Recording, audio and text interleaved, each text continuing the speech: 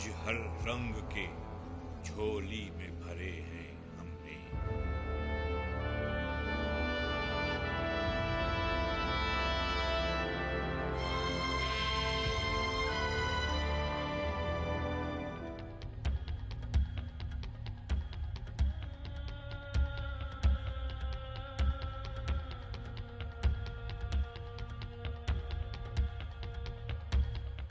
हालात ने बच्चों को तहजीब सिखा दी, सहमे हुए बैठे हैं, शरारत नहीं करते। शायद ये शेर इसी मौके के लिए कहा गया हो। आज मोहम्मद राशिद के बच्चे अपनी शरारत वाकई भूल बैठे हैं। लाहौर में होने वाली दहशतगर्दी ने उनकी मुस्कुराहट छीन ली और एक बेटी को कम उम्री में ही दुख और गम के एहसास से आशना कर दिया।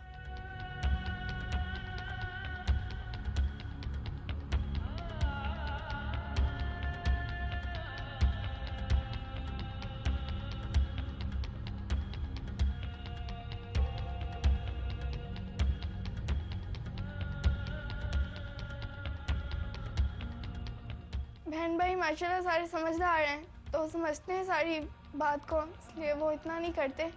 उनको इतना समझाने की ज़रूरत नहीं पड़ती, क्योंकि मतलब बच्चे जब शुरू से देखते हैं ना तो फिर सब कुछ समझ जाते हैं खुद ही। पहले मतलब हालात सब ठीक होते थे, तो जब ये हादसा हुआ तो उसके बाद सब ख़त्म हो गया और हमारी स्टडी ख़त्म हो गई, हमारी ख्वाहिशात और सब कुछ एंड हो गया। और मतलब पहले हम लोग बाहर जाते थे, घूमते फिरते सब कुछ करते थे, तो जब ये हादसा हुआ ना तो उसके बाद फिर हमने कहीं जाना ही छोड़ दिया। पहले कभी फरमाइश करने की ज़रूरत ही नहीं पड़ती थी, हमारी हर ख्वाहिशात पूरी हुआ करती थी। पापा सबसे पहले हमें मतलब बचपन से ना हमने हर चीज़ खुली देखी है, कभी किसी चीज़ की तंगी नहीं हुई। अब हमने फरमाइशें करना ही छोड़ दी।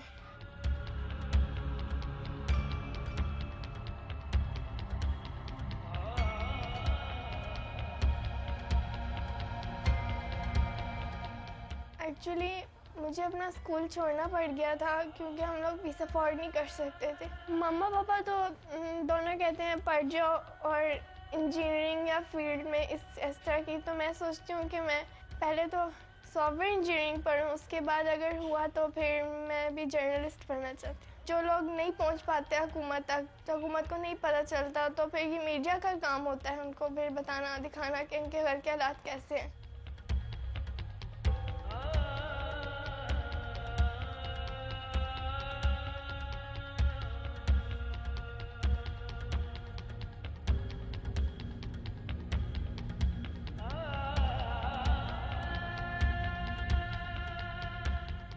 दूसरी तरफ मोहम्मद राशिद अपनी मसनूई टांग को लिए अपनी जिंदगी की गाड़ी घसीट रहे हैं। लकड़ी और प्लास्टिक के आमेजिश से हासिल होने वाला कर्ब वो खुद ही समझ सकते हैं।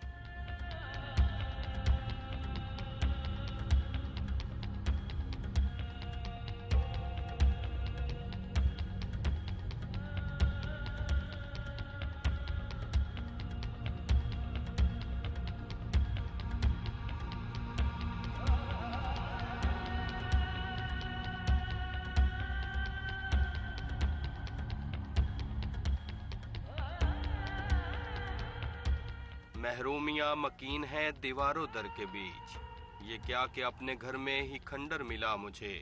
दरिया किनारे तोड़ के आगे निकल गया, फिर यूं हुआ कि पानी ही दर दर मिला मुझे।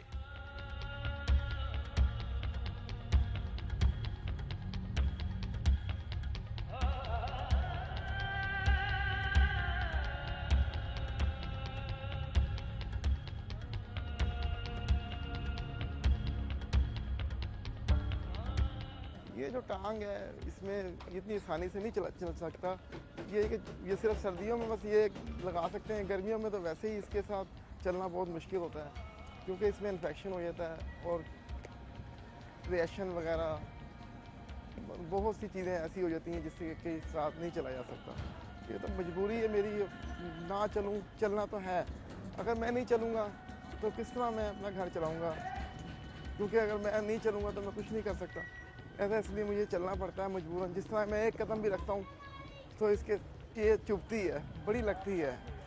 ये तो मुझे पता है, ये अल्लाह जानता है कि जिस तरह मैं इसलिए चलता हूँ बहुत मुश्किल, चलो बहुत मुश्किल से चला जाता है। आसान काम नहीं है चलना इससे।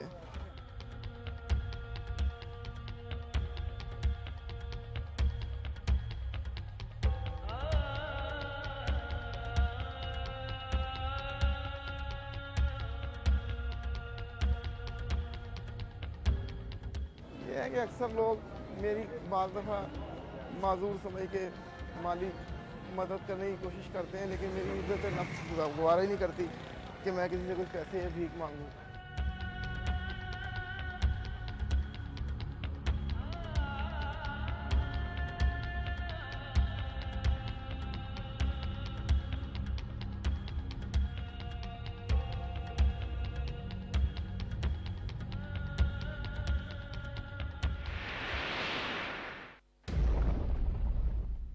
मार्च सन 2010 इस तारीख को अहलियान लाहौर कैसे भूल सकते हैं। आज भी वो मंजर याद आता है तो लोगों की आहोबका और उनके दुख दर्द उनके चेहरों से निकलकर हमारे दिल में पैवस्त हो जाते हैं।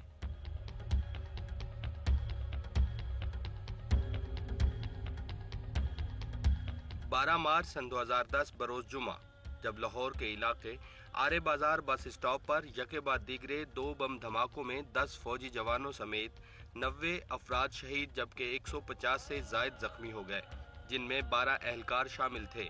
कहा जाता है कि जुमा के रोज 1:45 बजे दोपहर जब शहरी बड़ी तादाद में नमाज जुमा की अदायगी के लिए करीबी मस्जिद को जा रहे थे कि एक खुदकुश बमबार ने मस्जिद के सामने धमाका कर दिया। जब गैरिजन सिक्योरिटी फोर्स के एहलकार मुतासरा अफराद की इमदाद के लिए वहां पहुंचे तो दूसरे बमबार ने खुद को गाड़ी के करीब उड़ा लिया। धमाकों से खड़ी गाड़ियों को नुकसान पहुंचा। वाज़ेह रहे कि लाहौर में 2010 में सिक्योरिटी फोर्सेज पर यह दूसरा हमला था।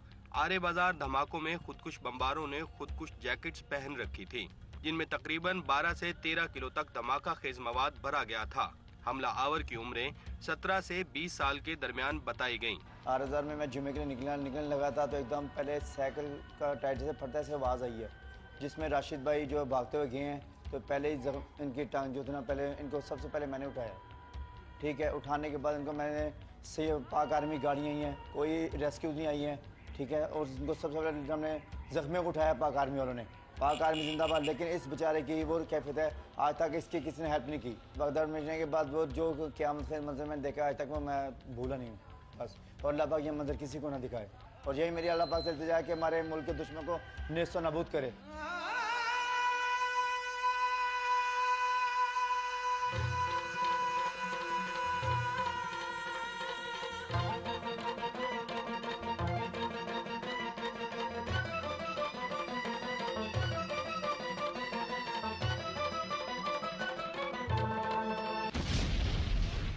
वो जो था ज़िंदगी वो तो अभी भी हमेशा हर वक्त याद आती रहती है, क्योंकि वो जो टाइम था ऐसा कि कोई कमी नहीं थी, है कि किसी चीज़ में कमी नहीं, साथ था इनका मेरा हर वक्त, कहीं जो काम भी हो साथ चलना था जो भी। अब वैसे भी माली तौर पर भी और दूसरी तरफ भी हर तरह से ना बहुत फ़र्क पड़ गया। किराए बस दे देते बड़ी मुश्किल से, क्योंकि घर पर किराया नहीं देंगे तो घर से निकलना पड़ेगा। बच्चे तो चलो स्कूल चले गए हैं, 1 महीना 2 महीने अगर फीस नहीं दी तो कभी घर बैठ गए 2-3 महीने, 6 महीने घर बैठ गए। और बच्चे लायक हैं, बहुत अच्छे हैं, बहुत अच्छा पढ़ाई में पढ़ते हैं। स्कूल वाले बेचारे 1 महीना फीस नहीं मांगेंगे, 2 महीने नहीं मांगेंगे, फिर कितना महीने इंतजार करेंगे वो। तो फीस तो होती ही नहीं हमारे पास। ये सबसे छोटी बेटी है मेरी, नूर फातिमा अली। इसको पढ़ने का बहुत शौक है माशाल्लाह। कहती मेरे कब स्कूल दाखिल करना है।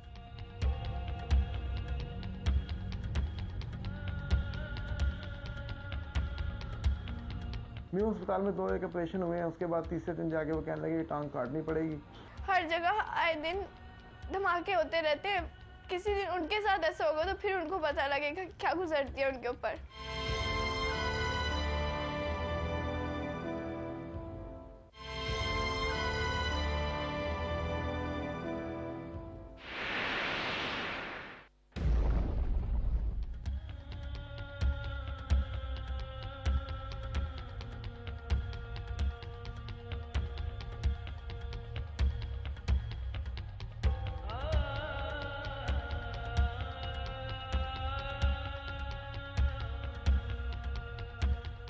मोहम्मद राशिद आज इस वाक़े को याद करके हुकूमत वक्त की तवज्जो अपनी जानिब मबजूल करने की एक कोशिश करते हैं। कोई पुरसाने हाल नहीं, अब किसी को याद भी नहीं। कि गली महलों में एक किराए का मकान मोहम्मद राशिद का भी है, जहां उनके बच्चे अपने अधूरे ख्वाब के हामिल वालिद को देखते हैं तो अपने ख्वाबों को ताबीर देने की एक नई राह तलाश करते हैं। इस उम्मीद पे सोते हैं कि जो ख्वाब देखेंगे उसकी ताबीर अच्छी होगी।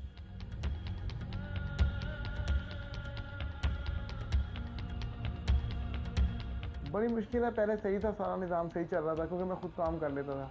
अब ये है कि टांग कटने की वजह से थोड़ा काम करना मुश्किल होता है, जिसकी वजह से गुजारा करना मुश्किल है। घर में भी बड़ी परेशानी है हमारे बच्चों की, यानी कि बच्चों के खर्चे, कपड़े, जूती हैं या कुछ भी नहीं ले सकते हम लोग। हाँ बिल्कुल सही था, मैं सही चल रहा था, मुझे तो पता भी नहीं था। मैं यहाँ से घर से निकला हूँ तो काम पे गया हूँ, तो जुमे का टाइम था, जुमे के लिए नमाज के लिए निकला हूँ, जुमा पढ़ने जाने लगा तो एकदम बम धमाका हो गया, जिसकी वजह से ये मेरी टांग एक ज़ाया हो गई। अफरा तफरी का आलम हो गया एकदम। देखा तो खुद का ही धमाका था वो। थोड़ी सी देर के बाद दूसरा धमाका हो गया, वहाँ पे भी काफ़ी लोग शहीद भी हुए, गोलियाँ भी चली थी। हाँ जी, पहले CMH लेके गए हैं, वहाँ पे ऑपरेशन वगैरह हुआ है, उन्होंने कोई राड वगैरह लगा के टांग को ऑपरेशन वगैरह कर दिया। मैं तो बेहोश था। जब सुबह अगला दिन हुआ तो पता लगा ये कि टांग में जहर हैगा। फिर उन्होंने हमें म्यू अस्पताल शिफ्ट कर दिया। म्यू अस्पताल में 2 एक ऑपरेशन हुए हैं, उसके बाद तीसरे दिन जाके वो कहने लगे टांग काटनी पड़ेगी, ये नहीं टांग बचेगी। अगर ये टांग बचाओगे तो फिर तुम्हारी जान बचानी मुश्किल है, जहर आगे चला जाएगा तो टांग नहीं बच सकती। 50-50 हज़ार रुपये मिले ज़ख्मियों को, जिसमें यह है कि 50 हज़ार से ज़्यादा तो मेरे अपने लगे हैं। मेरे यहाँ तक कि हमारा घर तक बिक गया है, और जो घर की कई चीज़ें थी वो भी बिक गई हमारी, जो इलाज मालजे पे लग गए हैं। अब यहाँ तक कि नौबत है कि हम लोगों से उधार लेते हैं लेकिन हम वापस दे नहीं सकते उनको। यही कहता हूँ कि दहशतगर्दी नहीं होनी चाहिए इस तरह, ये तो ज्यादती है। देखो ना, अच्छे भले जिनका कसूर ही कोई नहीं है। अब मेरा या जो लोग शहीद हो गए बेचारे, या जिस तरह जो कुछ भी हुआ, इनका क्या कसूर था? ये तो इनको दहशतगर्दों को भी सोचना चाहिए कि ज्यादती है। चलो जो तुम्हारा काम है तुम अपना वो करो, जो बेगुनाह लोग हैं जिनका कसूर ही कोई नहीं, उनको मारना या कोई, ये तो कोई इंसानियत तो नहीं है।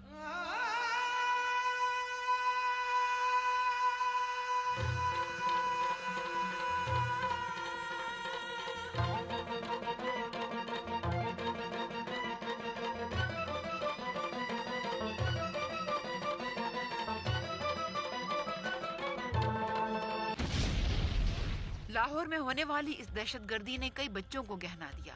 बहुत से घरानों के साथ साथ मोहम्मद राशिद के घराने को भी गम के बादल मिल गए, और जब वो बादल बह गए तो पूरा घराना खुशियों के किनारे से बहकर गम की दहलीज पर आ गया। बैसाखियों से तो इंसान कुछ नहीं हो सकता, उसके सहारे इंसान मजबूर हो जाता है और कुछ नहीं कर सकता। इंसान को हिम्मत नहीं हारनी चाहिए। बस अब मेरे पापा जैसे कर रहे हैं हमें पता है कैसे कर रहे हैं। शरारतें भी अब कहीं खो ही गई हैं। अब कोई खुशी, कोई शरारत कुछ नहीं है। अब बस परेशानियां हालात की, बस और कुछ भी नहीं है। जब ये खिलौने मांगती हैं तो फिर अब हम जितना अफोर्ड कर सकते हैं उतना फिर करते हैं। जब नहीं कर सकते फिर हम इनको बता देते हैं तो ये भी समझ जाती हैं कि नहीं मांगना बस।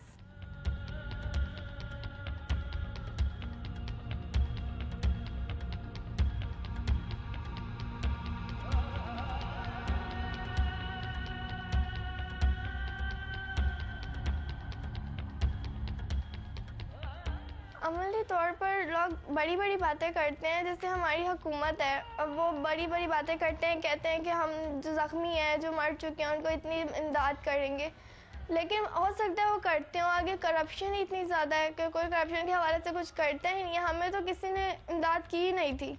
हम अगर की होती तो हमारे हालात ऐसे नहीं होने थे। हम बिल्कुल ठीक थे, हम किसी के मोहताज भी नहीं थे। अब हम मजबूर हो गए हैं। अभी कैंट में मतलब हर जगह इतनी सिक्योरिटी तो है, लेकिन सिक्योरिटी का कोई फ़ायदा नहीं होता क्योंकि दहशतगर्द आ जाते होते हैं। वो दहशतगर्द जिन्होंने ये सब कुछ किया था, अब उनको, वो तो खुद कई धमाके में तबाह हो गए, उनकी आखिरत सब तबाह ख़त्म हो गई है।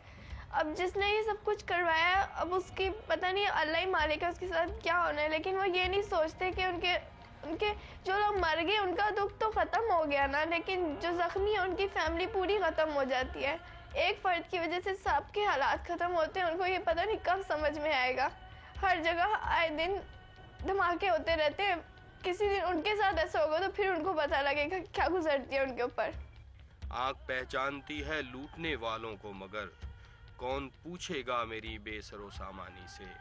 कोई भी चीज़ सलामत ना रहे घर में सलीम, फायदा क्या है भला ऐसी निगहबानी से।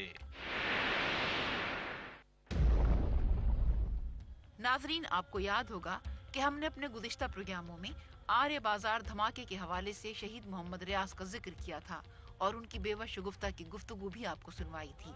आज इस बाजार में दूर दूर तक शगुफ्ता कहीं नजर नहीं आती और किसी को इल्म नहीं कि वो कहाँ है। क्या आप जानते हैं? अगर आप जानते हैं तो हमें मुत्तला कीजिए।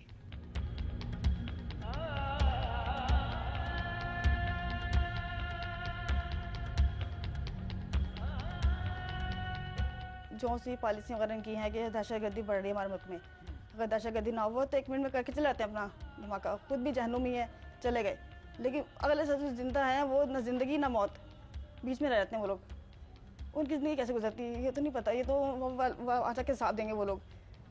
लेकिन अब जिनकी जिम्मेदारी हुकूमत की है या जो भी है, इनको सोचना चाहिए कि इनके लिए कुछ करें, कि हम तो कहीं के भी नहीं रहते। अब हम जैसे वो बेशुमार लोग जो बेचारे इस हादसे में कह रहे थे ज़ख्मी हुए, ज़ख्मी मतलब खाली ये नहीं तो खराश आ गई, किसी का बाजू नहीं होता, किसी के हाथ पैर नहीं होता, किसी की ज़िंदगी ख़त्म होती है और उसकी पूरी फैमिली की ज़िंदगी ख़त्म होती है।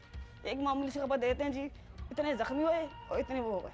इनका पैर जो है नीचे वाला हिस्सा जो नकली टांग लगाई है वो बहुत तंग कर रहा है, वो इन्हीं नकली पैर लगाया हुआ है, मतलब इतना भारी पैर लगाया हुआ है। ये हमारे पास 5,000 नहीं है कि हम दूसरा पैर लगवा लें।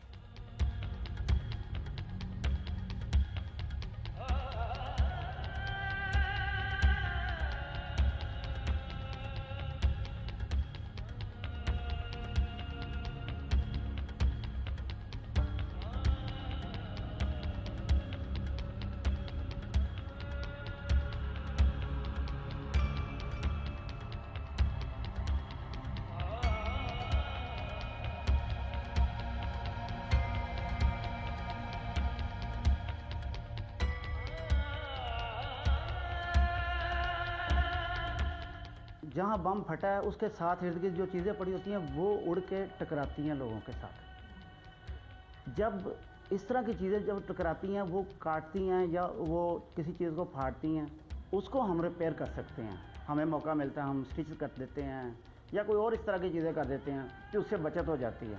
लेकिन जब ख़ास तौर पे इस तरह की चीज़ सामने आती है तो फिर हमारे पास 2 चीज़ें होती हैं, क्योंकि एक उसका जहर उसको लग गया, दूसरा ये कि ये एक ऐसी चीज़ है ख़ास तौर पे बॉम्ब के दौरान कि जला के रख देती है। वो जो चीज़ जल जाए वो रिपेयर नहीं हो सकती।